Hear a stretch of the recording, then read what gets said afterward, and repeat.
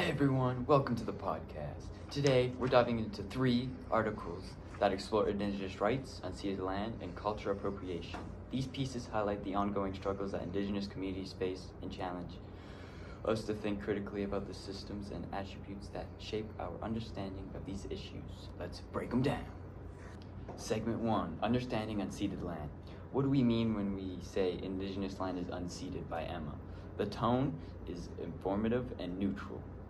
Explains what unceded land means and why it's important to recognize its legal and historical significance. A key quote from this article says, "Unceded land was never surrendered by Indigenous people through treaty." One of the most striking quotes from this article is, "Abolishing the Indian Act would not eliminate racism, it would eliminate protections for First Nations." Palmer is making an urgent point. Without these legal protections, Indigenous communities could lose important rights. She's not informing, and she's pushing readers to think that the consequences of repeating the act to consider alternative reforms that would protect First Nations rights while addressing the act's problems. Segment 3, Culture, Appropriation, and Indigenous Stories. Finally, Stop Stealing Native Stories by Lenore Kichi Tobias takes a confrontational and urgent tone. The article calls out how non-Indigenous people often exploit or misinterpret Indigenous stories for profit. Kojin Tobias does not hold back when she says, "Our stories are not yours to steal, twist, or profit from. They belong to our people and our culture." This is a strong, direct statement. The message: Indigenous stories aren't just entertainment. They're deeply tied into culture and identity. They're talking about them without permission is harmful. This article challenges readers to rethink how they engage with Indigenous narratives and how to respect the voices that should be telling stories. Final thoughts.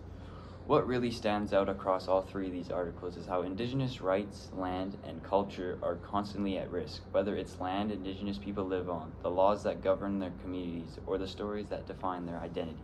These pieces highlight the ongoing fight for reconciliation, respect, and self-determination. At the core of all 3 of these articles is a big idea. Indigenous people deserve respect, reconciliation, and control over their own lands, laws, and stories. The authors push us to more aware, more thoughtful, and more supportive of Indigenous communities in the fight for justice. Each author's perspective influences how they frame their argument, what evidence they use, and how they want readers to respond. Without these distinct perspectives, the issues that might seem abstract, or by personating the viewpoints, the authors make the topics more real, relevant, and thought-provoking for their audience. Discussion questions for listeners. Before we wrap up here, here's a few questions to think about. How can a non-Indigenous people contribute to the reconciliation and protection of unceded lands?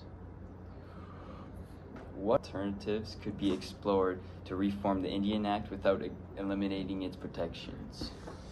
How can we ensure Indigenous stories are shared in a way that honors respect for their creators? I'd love to hear your thoughts. Thanks for tuning in, and let's keep these important conversations going.